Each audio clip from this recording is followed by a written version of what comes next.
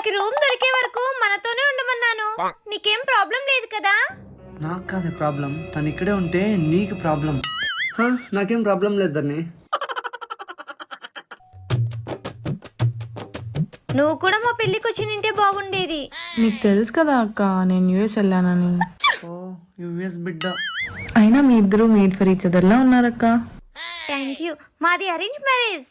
అవునా బావా, పెళ్ళికి ముందు నువ్వు ఎవరినైనా లవ్ చేసావా?